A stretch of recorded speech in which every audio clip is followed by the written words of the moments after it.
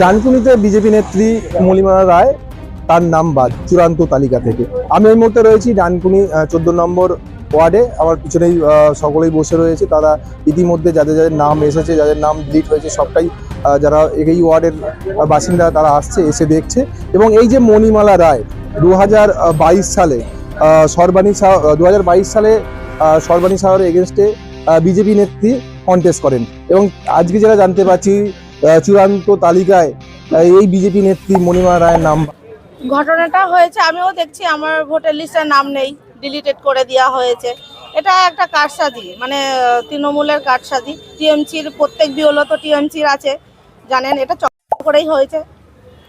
কিন্তু আমরা দেখছি তো তৃণমূলই গলা ফাটাচ্ছে, মানে তৃণমূলের প্রাক্তন কাউন্সিলর তিনি সরব হয়েছেন আপনার এই নাম বাদ গেছে বলে। ওনার ইন্টারেস্ট বেশি আছে, তাই হয়েছে সরব। কি ইন্টারেস্ট আছে?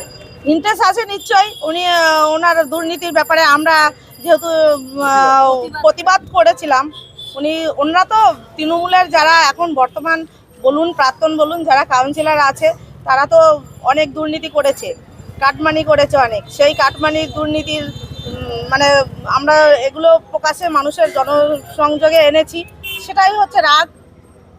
রাগ হলে তো আপনার পাশে দাঁড়িয়ে আপনার হয়ে বলতো না কথা। আমার পাশে দাঁড়িয়েছে উনি তো আপনার হয়ে কথা বলছেন যে আপনার নাম কেন বাদ গেল, ওটা তো বলবেই, ওটা তো বলবেই।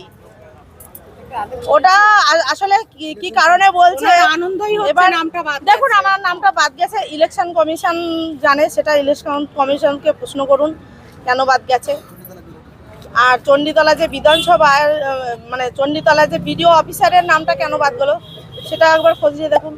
বলে নেবো আমাদের যে প্রাক্তন কাউন্সিলর রয়েছে এবং আমি কথা বলে নেবো যে বিজেপি নেত্রী যে কাউন্সিলরে দাঁড়িয়েছিল 2022 সালে, আজকে তার নামই বাদ, কি বলবেন? এর উত্তর ডানকুনির যিনি বিজেপি নেতা নেত্রী যারা আছে, যারা ডানকুনি বাড়ি বাড়িতে গিয়ে বলছেন যে বিজেপি চায় একজনেরও বৈধ নাম বাদ না যায়, একজনের অবৈধ নাম না থাকে। বিজেপি কে বলতে হবে 2022 সালে পৌরসভা ভোটে কন্টেস্ট করা বিজেপির ক্যান্ডিডেট উনি অবৈধ, উনি বৈধ, উনি রোহিঙ্গা। এটা বিজেপি কে এই 14 নম্বর ওয়ার্ডে শুধু নয়, ডানকুনিতে বলতে হবে। শুধু বিজেপি নয়, শুভেন্দু অধিকারীকে বলতে হবে যে বাংলায় কতজন রোহিঙ্গা চিহ্নিতকরণ হয়েছে এবং 2022 সালে কন্টেস্ট করা যিনি ক্যান্ডিডেট উনি রোহিঙ্গা না উনি অবৈধ, উনি বৈধ।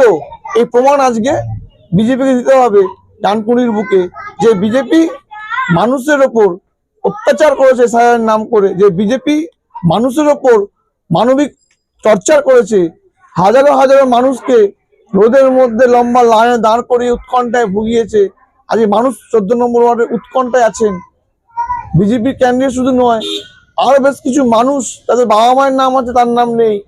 এরকম মানুষ 75 জন, এরকম মানুষ 400 জন এখনো আছে, তা জানে না আগামী 2026 নির্বাচনে তারা ভোট প্রক্রিয়া অংশগ্রহণ করে নির্বাচনে অংশগ্রহণ করতে পারবে আর পারবে না। অবৈধ বিষয়টা নয়, উনি হয়তো বাংলাদেশ থেকে এসেছিলেন, উনি এখানে শরণার্থী হিসেবে ছিলেন। এবার ব্যাপারটা হচ্ছে উনি আজ থেকে নয়, দীর্ঘদিন ধরে আছেন, তার নাম তো ভোটার লিস্টে ছিল। তার কোনো ডকুমেন্টসের কোনো প্রবলেম হতে পারে, সেই প্রবলেম সাবমিট করলে পরে আবার নাম উঠে যাবে। এমন তো কিছু বলা নেই কি ভাই ওকে আজকে নাম চলে গেছে মানে ভোট দিতে পারবে না, থাকতে পারবে না, সরিয়ে দিতে পারবে, এরকম তো ব্যাপার নয়। এই মিথ্যা আতঙ্ক বা এই যে মিথ্যা অপপ্রচার, এটাকে বন্ধ করতে হবে। এটা ইচ্ছাকৃতভাবে তৃণমূলের কিছু লোকজন এটাকে উস্কানিমূলক দিয়ে মানুষের কানে কানে পৌঁছাচ্ছে এবং ভোটার যারা আছে তারা ভীতস্তব্ধ হচ্ছে। এখানে ভয়ের কোনো কারণ নেই, সকলেরই ভোটে নাম উঠবে। এটা আবারও বলছি, যারা বৈধ, যারা প্রকৃত ভারতবাসী তাদের নাম অবশ্যই, এটা নিয়ে চিন্তিত হওয়ার কোনো প্রয়োজন নেই। বিরোধী দলনেতা শুভেন্দু অধিকারী বলেছিলেন রোহিঙ্গা এবং বাংলাদেশিরা ভরে গেছে।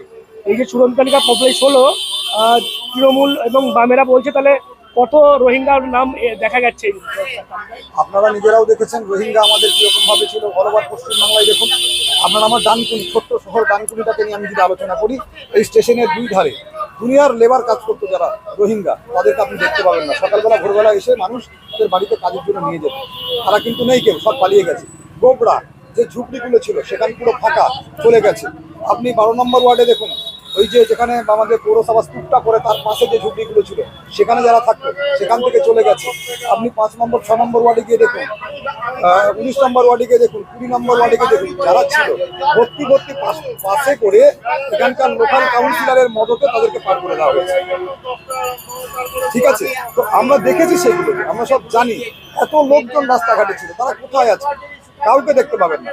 যারা প্রকৃত রোহিঙ্গা তারা তাদের এমনি ভয়ে চলে গেছে, আর যারা এখানে আছে তারা ভারতীয়, বা তাদের মধ্যে যদি কেউ থেকে থাকে লুকে সেটাকেও ছানবিন করে বের করা যাবে। এমন নয় যে তাদের মধ্যে লুকিয়ে থাকবো আমাদের খুঁজে পাবে না, সেটাও নয়, কিন্তু সবাইকে খুঁজে বের করা হবে।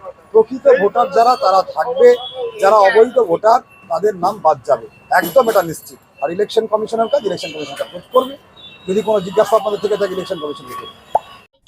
বিজেপি নেতা সুকান্ত মাঝি যেটা জানিয়েছেন, এই যে মণিমালা রায় হয়তো বাংলাদেশ থেকে উনি এসেছেন, এবং যখন এসআইআর চলছিল সেই সময় ডকুমেন্টের হয়তো কিছু মিসগাইড হয়েছে বা ডকুমেন্ট কিছু দিতে পারিনি, তার জন্যই তার নামটা হয়তো বাদ গেছে।